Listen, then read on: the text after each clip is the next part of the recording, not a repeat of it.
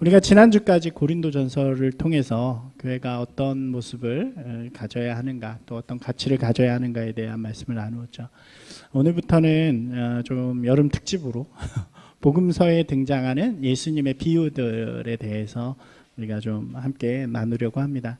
오늘 첫 번째 시간으로 선한 사마리아인의 비유에 대해서 말씀을 나누겠습니다. 복음서에 등장하는 예수님의 비유들을 우리가 잘 보면 예수님이 참 탁월한 설교가였다라는 것을 우리가 볼 수 있습니다. 잘 이해하기 쉽게 말씀하시기도 하고 어떨 때는 핵심을 찔러서 사람의 마음을 변화시키는 그런 일들이 있죠. 특별히 비유를 통해 이야기하는 이유들이 있습니다. 비유를 하는 이유는요, 가장 먼저는 좀 이해하기 쉽도록 이해를 잘할 수 있도록 돕는 이유가 돼요. 그러니까 원리와 논리만을 이야기하면 좀 이해가 안 될 때도 있죠. 그것을 실제적인 예나 예화를 통해서 이야기하면 듣는 사람들이 조금 더 이해하기 쉽게 받아들일 수 있는 것입니다. 그리고 또 다른 하나는 공감이라고 할 수 있을 것 같아요. 그러니까 듣는 이들이 공감을 일으키는 거죠. 그 상황과 환경에 대해서 자신을 대입하기도 하고, 그래서 좀 더 빠르게 그 이야기에 공감을 하면서 반응할 수 있도록 하는 것입니다. 예수님께서 제자들이나 혹은 오늘 본문처럼 율법학자, 바리새인들에게 하실 때도, 말씀하실 때도 그들이 잘 이해하고 또 공감할 수 있도록 많은 예화들을 하신 것을 볼 수 있죠. 우리가 이 비유를 읽을 때 좀 조심해야 될 부분이 있어요. 그래서 많은 또 이단들이 사용하는 방법이기도 한데 굉장히 신비적으로 해석하는 거예요. 그래서 그 비유에는 우리가 알지 못하는, 쉽게 깨닫지 못하는 어떤 특별한 계시를 받은 사람만이 이해할 수 있는 의미를 숨겨 놓으셨다, 이렇게 이야기하는 거죠. 그래서 그 단어 하나에 의미를 준다든가 이렇게 하는 경우가 있는데, 비유를 하신 이유는 신비를 말씀하시려는 게 아닙니다. 그러니까 잘 이해할 수 있도록 말씀하시는 거기 때문에 오히려 비유를 들으면 답답한 게 아니라 하고 우리가 무릎을 친다든가 더 잘 이해하는 경우가 되어야겠죠. 비유를 잘 이해하고 공감하기 위해서는 그렇기 때문에 그 상황을 좀 이해하는 것이 중요하고요. 어떤 상황에서 무엇을 말씀하시기 위해서 이 비유를 이야기하셨는가, 그것을 문맥 가운데서 좀 발견하는 것이 중요하다라고 할 수 있습니다. 실제로 어떤 비유들은 보면 예수님께서 비유 이후에 설명해 주시기도 하죠. 그러니까 이 비유의 의미가 뭐냐면 너네가 잘 이해하지 못하는 것 같은데, 그러면 설명해 주시기도 합니다. 그게 이제 씨 뿌리는 비유 같은 경우가 그런 거죠. 이런 이해를 가지고 우리가 선한 사마리아인의 비유를 좀 잘 보셨으면 좋겠습니다. 이 비유를 우리가 이해하기 위해서는 먼저 신앙의 능동적인 측면과 수동적인 측면을 이해하는 것이 좋습니다. 신앙에는요, 능동적인 측면도 있고 수동적인 측면도 있습니다. 그러니까 그것은 우리 자신이 어떤 성향을 가졌느냐 이런 의미가 아니고요, 신앙이라는 것 자체가 갖는 능동성과 수동성을 의미합니다. 예를 들면 이런 거죠. 그러면 은혜와 구원에 대하여서는 능동적일까요, 수동적일까요? 은혜와 구원 같은 경우는 수동적인 거예요. 왜 그렇습니까? 이 은혜와 구원은 우리가 막 받으려고 그것을 노력하거나 내 것이라고 더 많이 얻으려고 막 갈구하는 그런 것들이 아니라 하나님께서 우리에게 주시는 것이기 때문에 그렇죠. 이 하나님께서 우리를 향해서 베푸시고 우리는 그것들을 받아서 감사하고 누리는 것, 그것이 은혜와 구원입니다. 이 은혜라는 말 자체가 그거잖아요. 받을 자격이 없는 우리에게 예수 그리스도께서 이 땅에 오셔서 죄인된 우리를 위해 십자가에 달려 돌아가심으로 말미암아 받을 수 없는 사랑을 받게 하시고 받을 수 없는 구원을 받게 하신다. 이것이 은혜잖아요. 이 은혜는 우리의 것이 아니란 말이죠. 그러니까 우리가 능동적으로 막 구하는 것이 아니라 우리가 하나님 앞에서 겸손하게 서 있을 때 하나님께서 우리를 향해 주시는 것이라는 걸 우리는 감사하면서 그것을 누리고 받는 것입니다. 그러니까 이것이 바로 신앙의 수동적인 면이라고 이야기할 수 있어요. 근데 반면에 성경에서 능동적으로 이야기하는 것은 무엇이냐면 하나님의 나라를 이루어가는 것입니다.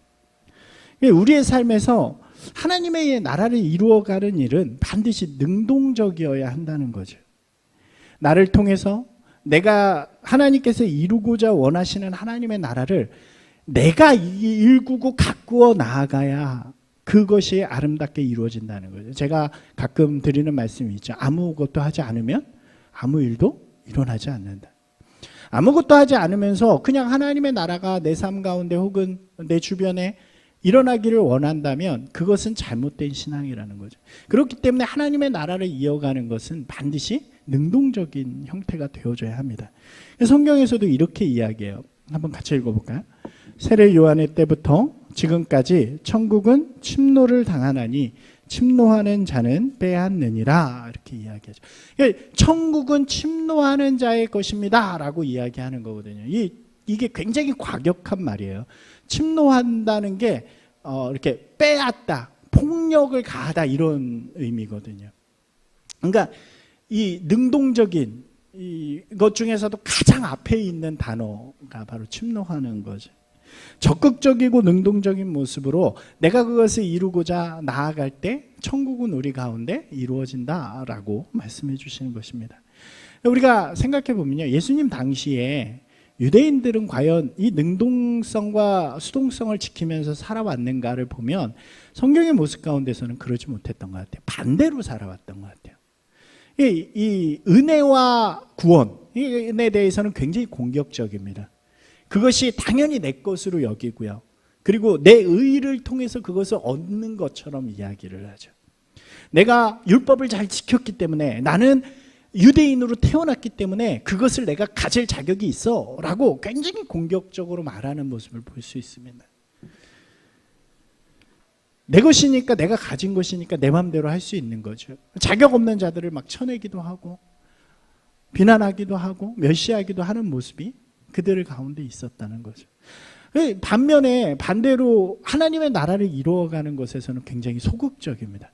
그러니까 이 원래 신앙은 은혜에 대해서는 소극적이고 하나님의 나라를 이루어가는 데서는 적극적이어야 되는데 이게 반대로 돼요. 은혜와 구원에 대해서는 굉장히 적극적이지만 그것이 마치 내가 할 수 있는 것처럼 하지만 하나님의 나라를 우리의 삶 가운데서 이루어가는 예수 그리스도의 그 사랑을 나누어주고 섬겨가는 그 모습에 대해서는 굉장히 소극적인 모습을 보여주는 것이 바로 그때 유대인들의 모습이었다는 것이죠. 근데 여러분, 우리 생각해 보면 우리의 모습도 비슷하지 않을까요? 가끔 그런 생각을 해요. 우리도 구원에 대해서, 은혜에 대해서는 막 되게 공격적이고 또 그것을 막 내 것이냐 혹은 내가 무엇인가를 해서 더 받아낼 수 있는 것처럼 그렇게 여길 때가 참 많다는 거죠. 하지만 반대로 내 삶 가운데서 주님의 뜻과 그 사랑이 흘러가도록 하는 데에서는 그렇게 적극적인가? 라는 질문을 우리가 좀 해볼 수 있을 것 같습니다. 그런 거 있잖아요. 하나님의 나라가, 하나님의 뜻이 이루어지기는 이루어지는데 그냥 나는 그걸 바랄 뿐인 거예요. 하나님, 저곳에 하나님의 복음이 떨어지기 있기를 소망합니다. 막 그렇게 이야기를 하는데 그것을 위해서 어떤 일도 하지 않아요. 제가 신학교 다닐 때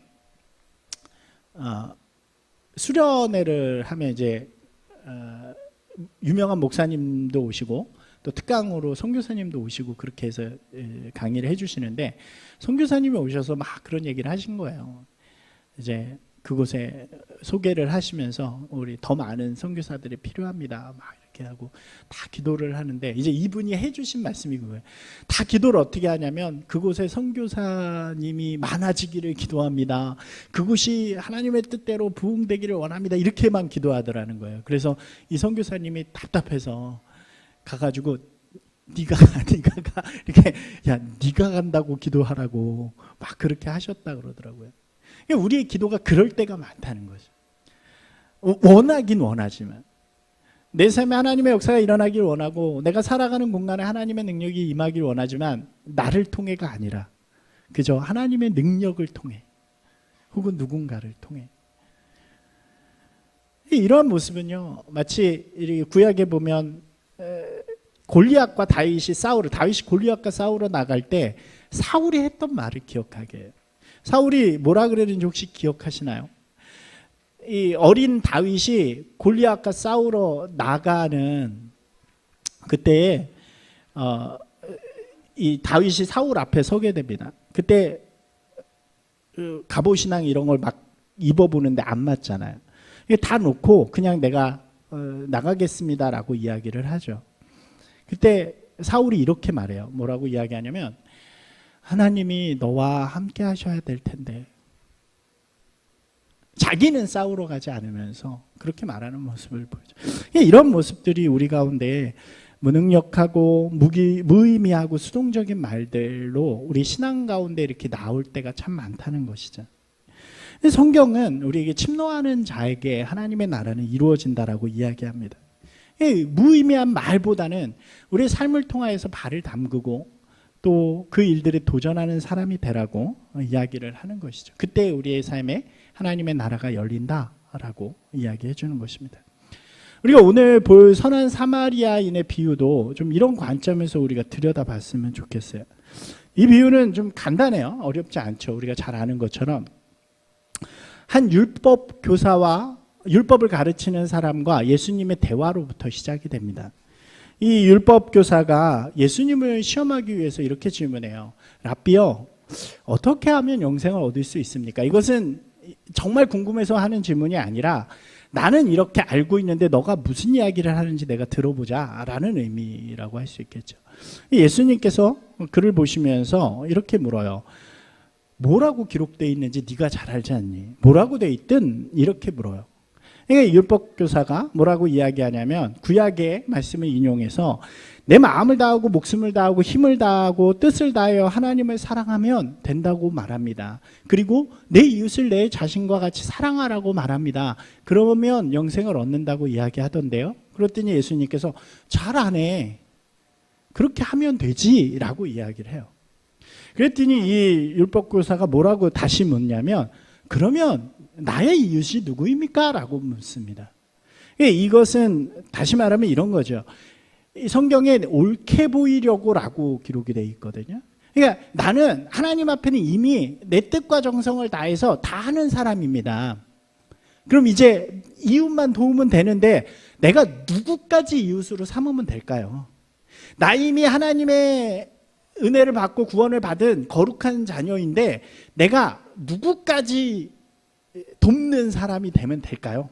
라고 묻는 거죠. 예수님께서 그 모습을 보시고 좀 한심하게 여기셔요. 그리고 그때부터 이 이야기를 해주시는 거예요. 아주 간단하죠. 한 유대인이요, 예루살렘에서 이제 여리고로 가게 됩니다. 가다가 그곳에 강도가 좀 많았대요. 강도를 만나게 됩니다. 그래서 있는 걸 다 뺏기고 죽도록 매를 맞아서 거의 죽을 지경이 돼서 한 구석에 버려지게 되어지죠.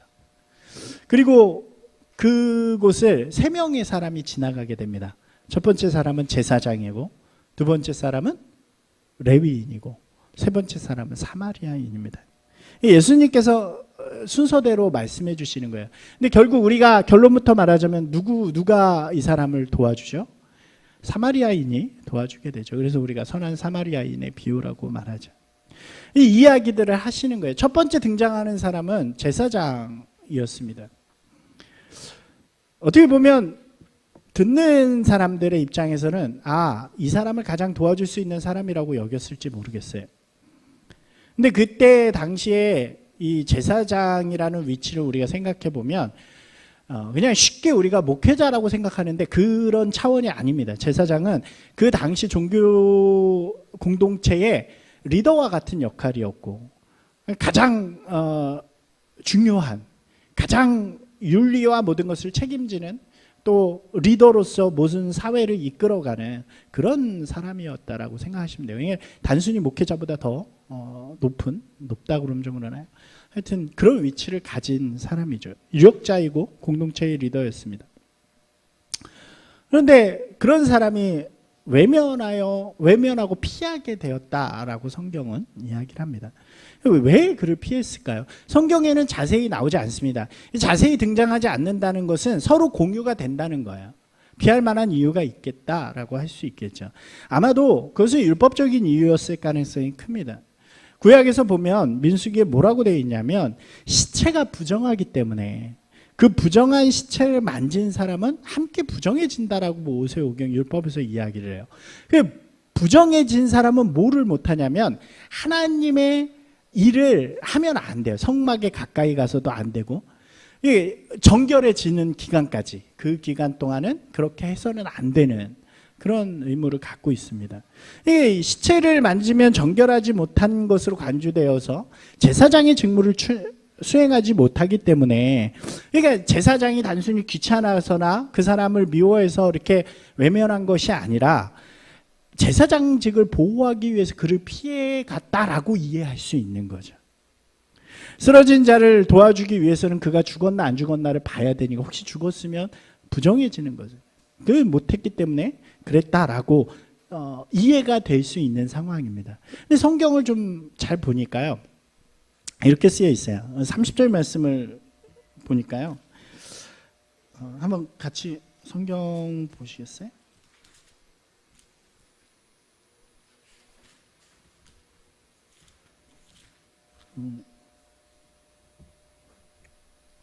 제가 여기에는 안 했는데 성경에 보면 누가복음 10장 30절 말씀에 이렇게 시작이 이렇게 되어 있어요. 예수께서 대답하여 이르시되 어떤 사람이 예루살렘에서 여리고로 내려가다가 이렇게 되어 있죠. 그리고 31절에 보면 동일한 단어가 나오는데 그 길로 내려가다가 이렇게 나와 있습니다. 이게 무슨 의미를 주냐면 지금 제사장의 방향이 나오는 거예요. 어디에서 어디로 가요? 예루살렘에서 여리고로 갑니다. 그러니까 우리가 이것을 이해하기 위해서는 구약의 지식이 좀 있어야 돼요. 지금 이 시대에 다윗 시대부터 성전에서 봉사하는 제사장들이 있었죠. 근데 이 제사장들이 1년 내내 성전에서 봉사하는 게 아닙니다. 이들이 되게 많았기 때문에 각각 나눠서 자기가 맡은 그 기간 동안에 성전에서 봉사하게 되는 거예요. 그리고 그 봉사하고 나머지 기간은 자기가 원래 사는 집으로 돌아가서 살아가게 되는 것이죠. 지금 우리가 여기 잠깐 퀴즈 한번 내볼까요? 우리 요즘에 그 역대기를 하고 있는데 거기에 나오는 내용이거든요. 제사장들을 몇 개로 나누었는지 혹시 기억나시나요? 자기 기수만큼 한다 그랬잖아요. 기억하시는 분이 없나요? 다 그때 레위인들도 그렇게 나누고 이 사람들도 다 그렇게 나누는데 24개의 반으로 나누어요.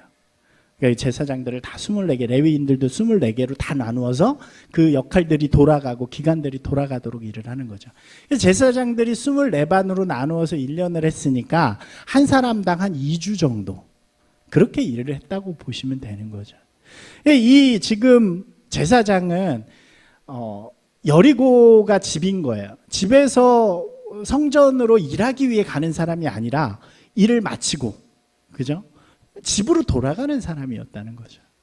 그러니까 지금 이 사람이 시체를 만져도 굳이 이렇게 부정해질 이유, 부정해져도 상관이 없는, 그러니까 자기의 직무와는 상관없지만 제사장이라는 그 마음 때문에 나는 부정해져서는 안 돼, 나는 시체를 만져서는 안 돼라는 그런 종교적인 마인드 때문에 그 사람을 돕지 않고 그냥 지나쳐갔다는 것을 우리에게 이야기해 주고 있는 것입니다. 이 이야기를 들은 아마 율법학자의 마음에는요, 이 제사장을 이해하는 마음이 굉장히 있었을 것 같아요. 왜냐하면 이 사람은 율법학자거든요. 무엇보다도 중요한 게 율법인 거죠. 쓰러진 자, 지금 죽어가는 자에게 자비를 베푸는 것, 사랑을 베푸는 것보다 더 중요한 것은 율법을 지키는 것이었습니다. 근데 지금 말씀드린 것처럼 그 율법이 지금 상관없는 상황임에도 불구하고, 그죠? 여러분, 이것이 제사장이나 율법이나 동일하게 가진 종교성이라고 이야기할 수 있을 것 같아요. 그리고 그 종교성의 문제는 지금 우리에게도 동일하게 존재한다라고 할 수 있습니다. 세상 속에서 우리의 종교성을 참 강조할 때도 있죠. 근데 중요해요. 우리가 정체성이 있기 때문에 우리의 종교성을 드러내는 건 중요하지만 그것과 상관없는 그 순간까지도 우리의 종교성을 드러내면서 우리의 종교적인 고집을 드러내면서 그렇게 세상과는 멀어지고 담을 쌓는 그런 경우들이 있다는 것입니다. 중요한 것은 우리의 종교적인 고집보다 더 중요한 것은 우리의 사랑을 보여주는 것. 우리의 의미, 우리가 가지는 이 종교의 의미와 가치를 보여주는 것이 더 중요하다는 거죠. 예전에 저희가 여기 개척하고 얼마 되지 않았을 때 수요예배에 꼭 혼자 참석하시던 분이 계세요. 그러니까 그때는 아무도 안 계실 때, 임국묵 집사님도 안 계실 때 그때 혼자 오셔가지고 예배 드리시던 이렇게 여기 공무원 여성분이 한 분 계신데, 어느 날은 좀 늦게 오신 거예요. 굉장히 안 오셔가지고 7시 반부터 시작인데 한 8시 정도까지 안 오셔서 안 오시나 보다 그러고 저 혼자 기도하고 마무리하려고 그러는데 한 30분쯤 8시쯤에 급하게 들어오시더라고요. 그래서 간단하게 예배를 드리고 끝나고 나서 잠깐 이야기를 하는데 그런 말씀 하시는 거예요. 제가 나오려고 이제 교회를 오려고 하는데 이제 오래전부터 좀 상담을 원하고 이랬던 사람이 동료 중에 어려움을 자기한테 이야기하고 싶어 해서 식사하면서 같이 이야기를 하다 보니까 좀 늦었습니다. 교회 오려고 하는데 좀 늦었는데 정리하고 왔습니다. 이렇게 이야기를 하더라고요. 그래서 제가 그러셨어요. 다음부터 그런 일 있으시면 그냥 상담을 해 주십시오. 늦게 이렇게 그런 것까지 못하면서 이렇게 오실 필요는 없습니다 라고 말씀을 드렸거든요. 정말로 하나님이 기뻐하시는 일이 무엇일까? 그 순간 여기 나와서 예배 너무 중요하죠. 예배 드리는 것보다 더 중요한 거 별로 없죠. 그러나 우리 눈앞에 지금 죽어가는 사람이 있고 아파하는 사람이 있고 어려워하는 사람이 있어요. 내가 그것을 놔두고 예배를 드릴 정도로 하나님이 그것을 기뻐하시느냐? 저는 그건 아니라고 생각하는 거죠. 하나님은 그런 사람을 돌보기를 더 원하시고, 예배는 다음 예배 드려도 되고요, 저녁 예배 드려도 되고요, 다른 교회 가서 예배 드려도 되는 거죠. 하나님이 한 번의 예배 때문에 그 사람을 버리고 온 것을 기뻐하지는 않으실 거라는 거죠. 여러분, 이거 외에도 우리의 종교성 때문에 우리가 포기하는, 그냥 버려두는 일들이 참 많이 있다는 거죠. 우리의 입술 가운데, 우리의 마음 가운데, 우리의 행위에 종교적인 관습과 고집보다는 좀 너그러움과 사랑과 또 그런 마음들을 우리가 마음에 품을 때 하나님께서는 더 기뻐하시는 그런 삶이 될 줄을 믿습니다. 두 번째 사람은 레위인입니다. 레위인은 우리가 잘 아는 것처럼 이스라엘을 대표하는 사람들이죠. 우리가 레위인을 잘 이해할 필요가 있어요. 레위인들은 12지파에 속하지 못합니다. 12지파 외에 따로 속해요. 왜 그러냐면 하나님께서, 우리가 구약에 보면 11조의 개념이 있잖아요. 그것은 하나님의 11조의 개념은 이 돈에 속한 게 아닙니다. 모든 것에 속해요. 그래서 사람에게도 속해요. 이 이스라엘의 사람들 중에 10의 1, 열의 하나는 하나님 거로 하나님을 위해서만 살아가야 되는 사람들이 되는 거예요. 그 사람들이 누구냐? 레위인으로 선택이 된 거예요. 그래서 레위인들은 하나님을 위해 살아갑니다. 그래서 제사장들도 레위 지파에 속한 사람들 중에 뽑힌 거고요. 나머지 레위인들은 성전을 섬기든 하나님의 일을 하든 어떤 일 속에서든지 하나님께 봉사하는, 하나님을 섬기는 일들을 해야 합니다. 그리고 나머지 사람들은 자기를 위해서 하나님 앞에 바쳤으니까 그 사람들을 위해서 자기의 소유를 나누어 주는 일들을 하게 되는 거죠. 레위인들의 역할이 뭐냐? 하나님의 것으로 이스라엘 곳곳에 흩어져서 성전을 섬기든지 아니면 곳곳에 흩어져서 이스라엘을 정화하는, 거룩하게 살아가는 모습을 하는 역할을 하는 거예요. 그래서 말씀을 가르치고요, 율법을 가르치는 일들을 하기도 하고, 또 어떤 하나님과 관계된 일들에 대해서 봉사를 하는 일들을 이 레위인들이 각 처소에서 하게 됩니다. 그러니까 이 사람들은 몸소 하나님의 그 사랑과 뜻을 보여주는 사람이 되어야 하는 거죠. 그러면 우리의 기대 가운데는 지나가다가 이 사람을 도와야 된다라는 기대가 있겠죠. 그런데 이 사람도 그냥 그 길을 지나치게 됩니다. 왜 그랬을까요? 많은 주석들을 보면 아마도 현실적인 이유였다라고 이야기를 해요. 그 지역이 강도가 많았기 때문에 이렇게 그 사람을 도와주다가 자기도 해를 입을 수 있다라는 이야기죠. 그런 것 때문에 그 상황과 환경 속에서 외면하고 피하게 되었을 것이라고 이야기를 하게 됩니다. 어쨌든 이유가 무엇이었던 간에 하나님의 뜻과 사랑을 보여주어야 하는 레위인들이 오히려 그 일을 하지 않고 지나치게 되었다는 것을 우리에게 전해주게 되죠. 레위인들은요, 이렇게 가르치는 사람들이었어요. 성경의 말씀대로 여러분, 고아와 과부와 나그네를 지나치지 마십시오. 여러분, 서로 사랑하면서 살아가십시오. 하나님의 말씀을 지키는 분들이 되시기 바랍니다. 그것을 외치면서 그렇게 살아가도록 부름받은 사람들이었다는 거예요. 그런데 실제 그 자리에 오게 됐을 때 그들은 그 선택을 하지 않았다는 거죠. 이들은 더 이상 자신을 통해 하나님의 나라, 하나님의 그 뜻이 보여지는 것보다는 누가 더 중요해요? 지금 자신과 자신의 아내가 더 중요한 사람들이 되었다는 것을 보여주게 되는 거죠. 여러분, 이 말씀을 들으면서 참 마음에 뭔가 부담감이 오시지 않나요? 저는 구약을 읽으면서 이렇게 바라봐요. 우리 그리스도인, 지금 신약 시대, 종말의 시대를 살아가는 우리 그리스도인은 영적 레위인이라고 생각을 해요. 하나님께서 우리를 미리 선택하셔서 이 세상 가운데 무엇을 보여주라고? 하나님의 나라를 보여주라고, 하나님의 뜻을 보여주라고 먼저 부르신 자들이라는 거죠. 그런데 그 사람들이 그렇게 살지 않아요. 말은 그렇게 해요. 사랑을 노래하고 섬김을 노래하고 의를 노래하지만 막상 그 자리에 놓여졌을 때는 다른 선택을 하는 그런 모습들이 우리 가운데도 있다는 거죠. 미국의 한 목사님이요, 이런 이야기를 했대요. 이렇게 되게 유명한 목사님인데 이렇게 이야기했더라고요. 기독교 복음이요, 팔레스타인에서 처음 시작되었을 때 관계로 시작을 되었다. 이렇게 relationship, 이렇게 with Jesus, 예수님과의 관계로 시작이 되었는데 그것이 이제 그리스로 넘어가면서 철학화되었다라고 이야기를 합니다. 그리고 그것이 유럽으로 넘어가서는 culture, 문화화되었다. 그리고 그것이 미국으로 건너가서는 enterprise, 기업화가 되었다. 이렇게 이야기를 해요. 그러니까 신앙이 변질되어져 가는 모습들을 조금 아프게 꼬집는 거죠. 여러분, 한국에 와서는 뭐가 되었을까요? 어떤 사람은 대기업화되었다 뭐 이렇게 이야기를 하기도 하는데, 여러분, 우리의 모습이요, 우리가 복음이 처음 들어왔을 땐 참 순수했던 것 같아요.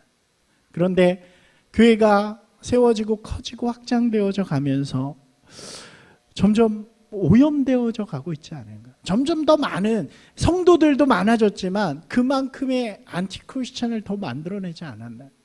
여러분, 교회를 욕하는 사람들이 무엇을 욕하나요? 교회가 거룩하다, 깨끗하다, 뭐 그런 것들 얘기하면서 세상을 비난하지만 교회의 모습이 똑같지 않느냐. 너희가 똑같은 것을 선택하고 똑같이 살아가고 똑같은 것을 추구하면서 무슨 욕할 자격이 있느냐라고 이야기하지 않나요? 교회가 우리에게 그런 곳이 되어져 버린 안타까움이죠. 우리가 성경을 말하고 거룩을 말하지만, 외치지만 삶의 자리에서 실제로 하나님의 뜻과 사랑을 보여주지 못한다면 그것은 레위인이라는 타이틀을 가졌어도 레위인으로서의 자격이 없는 것. 그리스도인이라는 타이틀을 가졌어도 그리스도인으로서 못 살아가는 사람들이 되는 거죠. 우리 신앙은 그런 모습이 되어서는 안 된다고 이야기하는 것입니다. 우리는 항상 하나님과 세상 사이에 존재하는 중보자가 되어줘야죠. 하나님을 향해서는 거룩함으로 우리의 사랑을 드러내고요, 세상을 향해서는 나눔과 섬김을 통하여 우리의 사랑을 드러내는 사람이 되어지는 것입니다. 마지막 세 번째 사람이죠. 사마리아인입니다. 이제 세 번째 인물이 등장해요. 아마도 율법교사는 이 다음을 기대했을지 모르겠어요. 그죠? 제사장이 처음 나왔을 때 기대를 했지만 이 사람이 안 도와줬어요. 그래서 그랬는데 좀 이해가 됐죠. 레위인을 기대했지만 레위인도 그러지 않았어요. 그럼 율법학자가 나오려나 기대했을지 모르겠습니다. 근데 갑자기 선한 사마리아인이 등장하는 거예요. 그럼 이것은 우리는 아무렇지도 않죠. 그냥 알고 있는 얘기고 그냥 듣는 얘기지만 이 당시의 율법학자에게는 이 이야기는 정말 충격과도 같은 이야기입니다. 우리가 뭐 미국 사람, 영국 사람 이야기하다 갑자기 북한 사람 혹은 일본 사람 막 이야기하는 것처럼 그보다도 더 심한 충격이라고 할 수 있겠죠. 왜 그렇습니까? 이 사마리아라는 땅은 이미 역사적으로 오래전에 버려진 땅이죠. 그래서 혼혈 정책으로 혈통적으로 완전히 망가진 땅입니다. 그리고 역사적으로도 유대의 독립을 엄청나게 방해했던, 성전이 세워질 때 엄청나게 방해했던 사람들이, 그래서 원수처럼 이 유대인들은 이 사마리아인들을 이방인보다 더 못한 존재로 여길 정도로 그렇게 취급받는 사람들이었습니다. 예수님께서 말씀하셨을 때 율법교사는 설마라고 했을지 모르겠어요. 그러면 안 돼라고 말했을지 모르겠어요. 그러나 사마리아인, 이 말씀 여호와의 비유에 등장하는 사마리아인은 그를 보자마자 어떤 고민이나 어떤 생각도 하지 않고 그를 향해 가게 됩니다.